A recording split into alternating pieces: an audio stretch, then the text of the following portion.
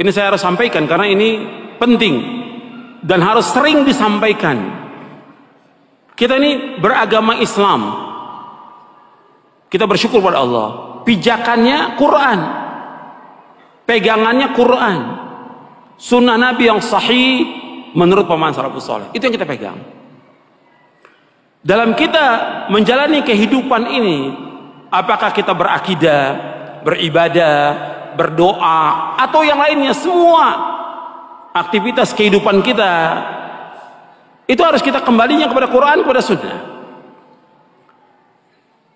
Nah, banyak penyimpangan terjadi karena apa? Disebabkan mereka mengikuti tanpa ilmu. Ini yang terjadi dalam beragama, dalam beribadah, dalam berdoa, ngikuti orang, nggak punya ilmu, nggak punya dalil. Dalam kita beragama harus sumbernya dalil dari Quran. Quran sudah jelaskan semuanya ini. Dalilnya mana? Dalam kita beragama, hujahnya mana? Kita nggak boleh ikut apa yang kita nggak tahu. Nggak boleh kita ikut-ikutan kepada orang kalau kita nggak punya dalil. Nggak boleh dalam Islam. Jadi hujah, dalil, jangan ikut-ikutan. Hatta antum sudah, kan saya sudah ngikuti pemahaman salaf, tetap dalilnya mana? Dalam beribadah, dalil yang kita minta dalil, hujahnya mana? Contohnya mana? Ada nggak keterangannya? Kalau nggak ada, jangan. Bukan kata orang, pendapat ustadz, pendapat guru, nggak bisa kita pegang. Yang kita pegang apa? Dalil. Kembalikan sekarang umat ini kepada dalil. Kembalikan umat kepada Quran. Kembalikan umat kepada sunnah. Bukan kepada pendapat kita. Kita sering mendengar ada istilah kembali ke Quran, kembali ke hadis. Ayo kembali ke Quran, ayo kembali ke hadis. Dan itu rata-rata tidak keluar dari guru-guru kita. Rata-rata keluar dari orang-orang di luar NU. Ngomongnya kembali ke Quran, kembali ke hadis. Maka saya pastikan ini adalah ajakan semu, ajakan palsu, propaganda menyesatkan. Wih, labelnya telokan iku ya. Ajakan semu, ajakan palsu, propaganda menyesatkan. Saya pastikan seperti itu. Atau kalimat haqqin yuradu biha batilun. Kata-katanya sepertinya benar tapi yang dimaksud adalah kesesatan, kebatilan. Ada beberapa alasan. Satu, tak singkat-singkat. Kembali itu kan artinya kalau kita pergi. Ayo balik itu kan artinya kalau kita pergi. Dan kita Nahdlatul Ulama tidak pernah pergi dari Al-Quran. Kalau disuruh kembali, kembali kemana? Wong kita tidak pernah pergi. Satu. Dua, kalau yang dimaksud mereka kembali ke Al-Quran adalah jangan baca kitabnya ulama. Ini kan yang jadi bahan mereka. Itu apa kitab fikih, Fathul Qorib, Fathul Mu'in, Fathul Wahab, gitu. Jangan baca itu bukan Al-Quran. Ayo jangan baca itu, tapi kembali ke Al-Quran. Ya mereka salah total. Kalau yang dimaksud kembali ke Al-Quran adalah meninggalkan kitab-kitabnya ulama. Salah total. Kenapa saya katakan salah total? Karena kitabnya para ulama itu hasil istimbat dari Al-Quran. Hasil proses dari Al-Quran. Matangnya. Kalau mereka nggak pernah baca Fathul Qorib, yo jangan menyalahkan Fathul Qorib. Kalau mereka nggak pernah baca nggak pernah baca Majmu', jangan menyalahkan Majmu'. Kenapa? Karena isinya Majmu', isinya Fathul Qorib itu adalah intisarinya Al-Quran, diambil dari Al-Quran. Salah lagi mereka. Dua, mereka kan ngomong ya. Tiga, mereka ngomong, ayo agama Islam ini agama dalil, bukan agama dongeng. Lu sapa sing dongeng? Siapa yang nggak pakai dalil? Orang NU semuanya malah pakai dalil, cuma dalilnya lewat ulama. Ulama yang menentukan ini benar, ini haram, ini istimbat yang benar. Kalau mereka yang dimaksud agama dalil, lo kita malah lebih pakai dalil. Wong mereka lo paling hafalnya berapa hadis yo. Yaitu yang ngomong Islam agama dalil, Islam agama dongeng itu kira-kira dengan Imam Syafi'i lebih tinggi mana? Imam Syafi'i kira-kira dengan Imam Nawawi lebih tinggi mana? Imam Nawawi Itu nggak ada apa-apanya sih ngomong kayak gitu, nggak ada apa-apanya. Terus ngomong, ini Islam agama dalil, jangan ngomong sembarangan. Yang diomong Imam Syafi'i lah, kurang ajar. Kita baca kitabnya Imam Syafi'i, sama dengan kita baca kitabnya Imam Nawawi. Imam Nawawi apal ratusan hadis. Terus tiba-tiba ada orang ngomong, Nawawi, ojo pakai ngarang, agama ini agama dalil. Ya lucu. Sama dengan anak TK, baru lulus TK, ngomong sama anak yang sudah S2 kayak Pak Rohim. Pak Rohim, agama ini agama dalil. Ya koclok sih ngomong gini. Ya, paham gak awakmu? Ini perbandingannya goblok-goblokannya kayak gini, biar cepat paham. Aku ceremet aku iki. Dua, nomor berapa Dalas? Nomor berapa? Nomor 3 ya, nomor 4 ya. Kalau yang dimaksud mereka adalah kembali ke Al-Quran, itu adalah kembali ke terjemah Al-Quran, lebih sesat lagi. Ya, mereka nggak boleh pakai kitab tapi pakai Al-Quran. Pas ayo kembali ke Al-Quran, maksud mereka adalah kembali terjemahnya Al-Quran, terjemah depak, maka lebih sesat lagi. Kenapa lebih sesat lagi? Karena kita diajak untuk menjadi mujtahid yang pada saat kondisi kita tidak mampu. Disuruh istimbat langsung ke Al-Quran. Padahal syaratnya orang istimbat langsung ke Al-Quran harus alim bahasa Arab, harus pinter nahwu sorob, balaghah ma'ani, ya, tafsirnya bagaimana, nasih mansuhnya bagaimana, asbabul wurud, asbabun nuzulnya bagaimana. Ini ngerusak. Kenapa saya katakan ngerusak? Ya iya, wong kita disuruh menjadi mujtahid yang belum pada waktunya. Dan dia yang ngomong juga belum waktunya jadi mujtahid. Kok malah dia ngomong, ayo lihat Al-Quran. Loh, ikilah yang tambah ngerusak. Tambah nemen ngerusaknya. Akan menjadikan man fassarul Quran bi ra'yihi falyatabawwa maq'adahu minan nar. Barang siapa menafsiri Al-Quran dengan otaknya sendiri, dengan pemikirannya sendiri, maka tempat yang baik baginya adalah neraka. Ini propaganda itu ngajak masuk neraka, ngono lho maksudku iki. Goblok-goblokane ngono lah ya. Apa bahasa kasarnya kayak gitu. Propaganda itu ngajak kita masuk neraka. Kenapa? Karena menuntut kita untuk menjadi mujtahid padahal kita belum mampu jadi mujtahid. Jangankan kita, mereka yang ngomong juga belum mampu jadi mujtahid. Maka akan kena ayatnya kanjeng Nabi, man fasrul Quran bi ra'yihi falyatabawwa maq'adahu minan nar. Dan lagi nanti akan salbut, akan rancau. Kenapa saya katakan rancau? Karena kalau orang berpikir dengan otaknya sendiri tanpa metodenya ulama, kan mereka kan kembali ke Quran, maksudnya pakai terjemah nih. Pakai, ayo ini Qurannya ini. Loh, kan pemikirannya dia kan akhirnya. Iya kan? Kalau kita ikut Imam Syafi'i, baca kitabnya Imam Syafi'i, otomatis kita mengkiblat pemikirannya Imam Syafi'i yang jelas-jelas keilmuannya mapan.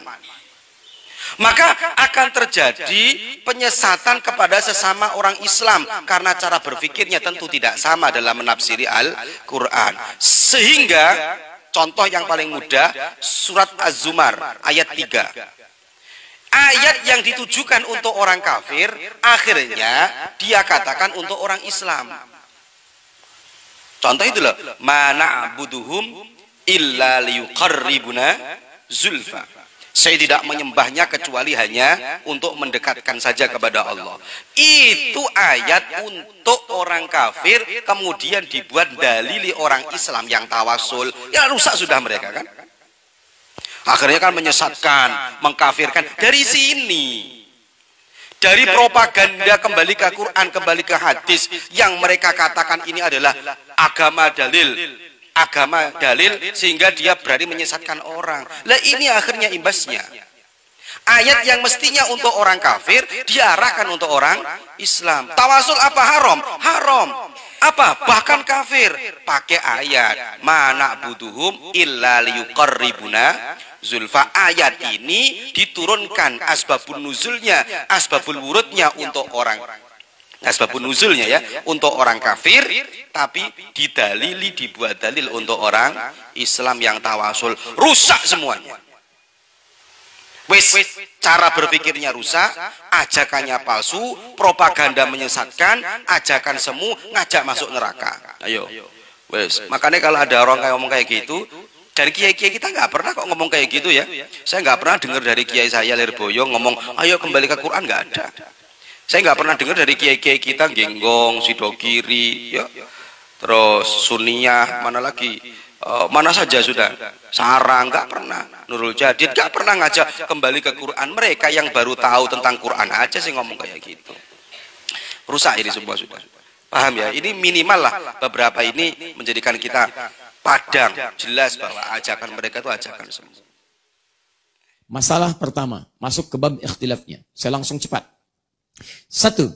Bapak Ibu sekalian, pernah dengar ungkapan ini? Saya ingin memahami dari Al-Quran dan Sunnah. Saya ingin mengambil langsung dari Quran dan Sunnah. Baik, yang paling unik adalah kalimat begini. Jangan mengambil dari madhab, tapi ambil dari Quran dan Sunnah. Jika madhab itu bertentangan dengan Quran dan Sunnah, ambil Quran dan Sunnah. Baik, kalimat ini bagus, cuman sayang. Ya, pemahamannya agak kurang dalam. Agak kurang dalam. Wah, saya emang gak mau ikut madhab, saya pengennya ikut Quran Sunnah aja. Pernah dengar kalimat itu? Baik, saya tidak ingin ikut madhab, saya ingin ikut Quran Sunnah saja. Pertanyaan saya, apa Anda bisa langsung memahami si Quran dan Sunnah itu?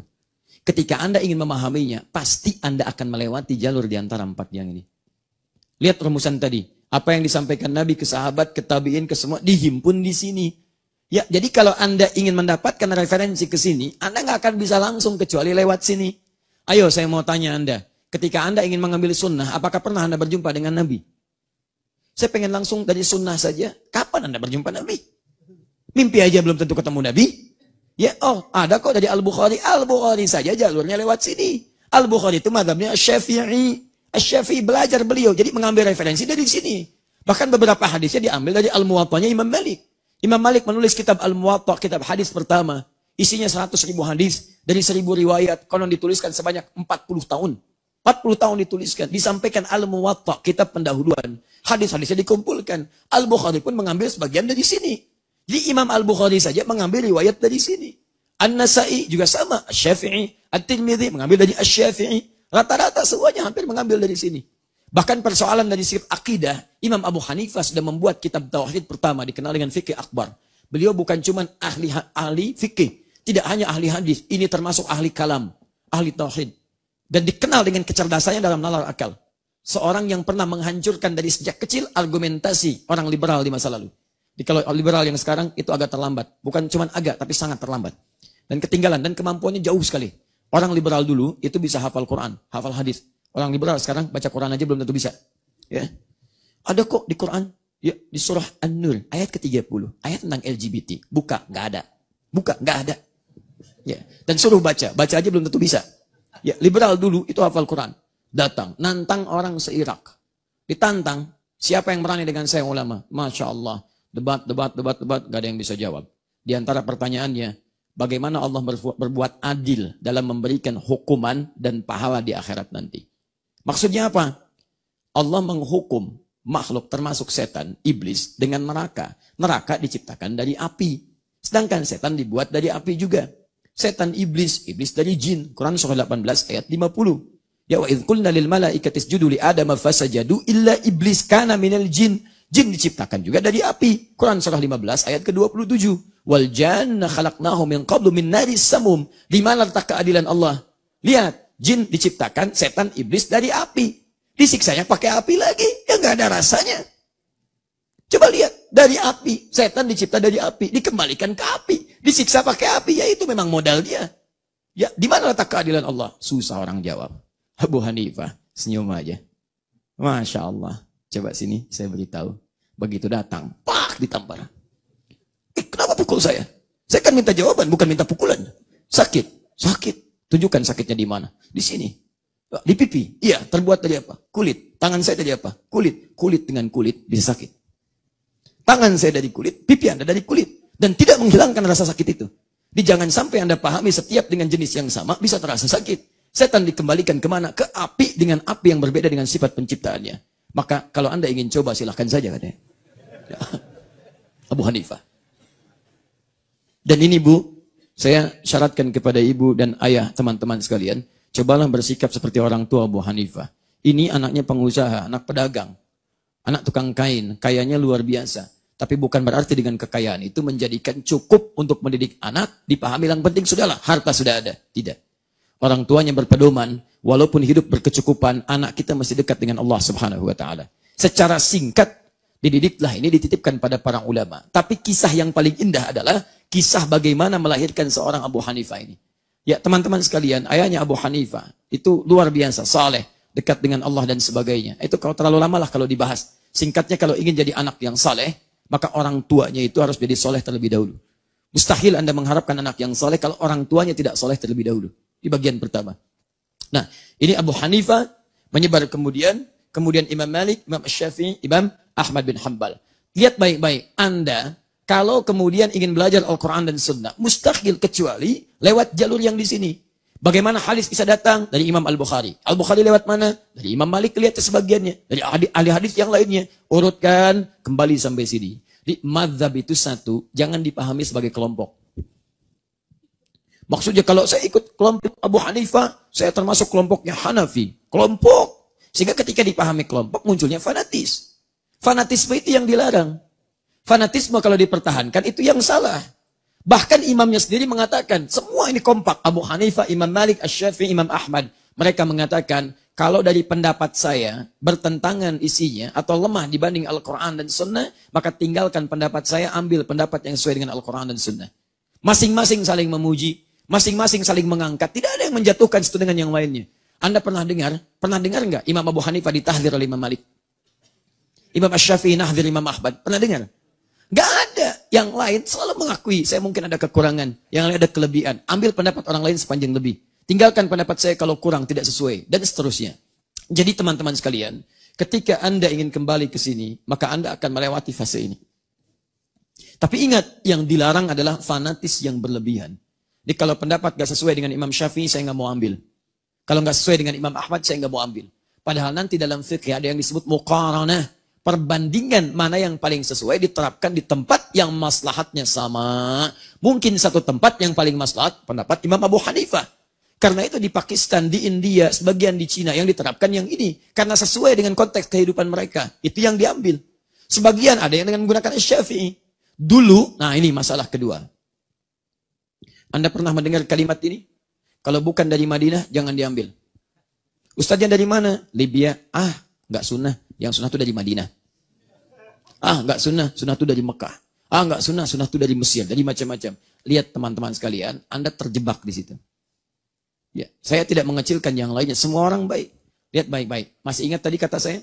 Perhatikan baik-baik. Mazhab apa yang pertama kali ada di Madinah? Maliki.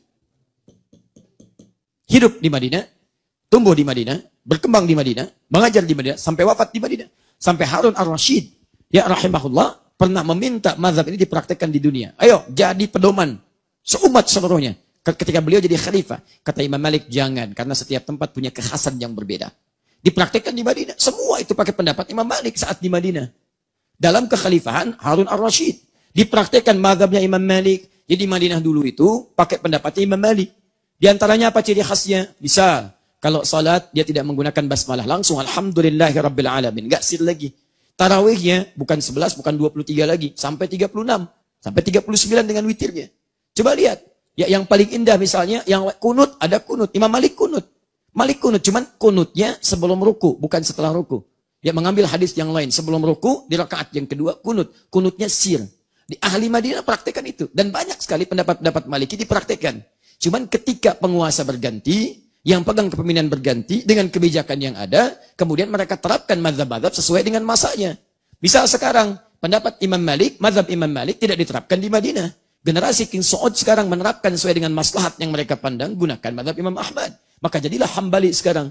Dulu yang kunut saat subuh, kunutnya sir, sekarang enggak kunut lagi. Ya, menggunakan kunut nazilah, karena menggunakan mazhab Ahmad bin Hanbal. Kemudian misalnya, mohon maaf, dalam persoalan Bismillah, menggunakan sir. Imam Malik tidak membacanya, Imam Ahmad disirkan, mengambil bagian pertengahannya. Ketika kemudian yang memimpin bagian menerapkan mazhab sesuai dengan maslahat di zamannya, maka itulah yang diberlakukan di masyarakatnya. Jadi jangan Anda simpulkan sekarang, lihat baik-baik. Mazhab Imam Malik tersebarnya Afrika Utara, Libya, Tunisia, Maroko. Mereka mempraktikkan mazhab Imam Malik. Mereka mempraktikkan kebiasaan orang Madinah masa lalu. Karena Imam Malik asalnya dari Madinah. Artinya kalau ada yang lulus dari Libya, lulus dari Maroko, lulus dari Tunis, ngambil ilmu di Aljazair, itulah mazhabnya sebagian dari Imam Malik yang pernah dipraktikkan di Madinah. Sama-sama saja. Sama. Cuman kadang-kadang karena tidak belajar, ini pemahaman yang keliru disampaikan di masyarakat.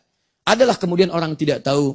Dia tidak tahu bahwa dirinya tidak tahu. Orang bodoh, tidak tahu dirinya bodoh, ngajak orang lain bodoh. Ini jadi masalah. Paham ya? Nah, jadi Anda jangan terjebak kalau ada kalimat-kalimat itu. Ukurannya sesuai enggak? Kalau ada ukuran Al-Quran, sunnah dengan baik, ajarkan, ajarkan, ajarkan. Yang kekinian itu sesuai dengan penempatan dipandang maslahat. Dulu maslahatnya begini, sekarang kelihatan agak berbeda tipikal masyarakatnya. Maka diterapkanlah hukum sesuai dengan ini. Paham ini? Ada orang mutaakhirin sekarang berkata, ikutilah Allah dan Rasulnya. Tidak mengakui imam mazhab yang 4, mengikuti imam tersebut. Penjelasannya Pak Ustaz, dia sebenarnya sedang membuat mazhab baru. Jangan kau ikut Maliki, jangan kau ikut Syafi'i, jangan kau ikut Hanafi, jangan kau ikut Hambali. Lalu yang kami ikut siapa? Kalau ada yang mengatakan mari kembali ke Quran dan Sunnah, orang Pekanbaru ini, tolong jumpakan sama saya mau nengok dia gimana cara kembali ke Quran dan Sunnah. Ternyata setelah dia ngomong, mari kembali Quran dan Sunnah, mari kembali Quran dan Sunnah, mari kembali Quran dan Sunnah, ujung-ujungnya kembali ke Quran dan Sunnah melalui kitab Syekh Abdul Aziz bin Baz, Syekh Ibnu Utsaimin, Syekh Al-Albani, tetap juga bermazhab dengan guru-gurunya. Yang nggak sanggup kembali ke Quran, langsung megang Quran. Mari kembali ke Quran dan Sunnah. Coba Bapak baca Al-Quran, buka. Kok tahu Bapak artinya? Nih, terjemah Depak. Baca Quran aja masih buka terjemah.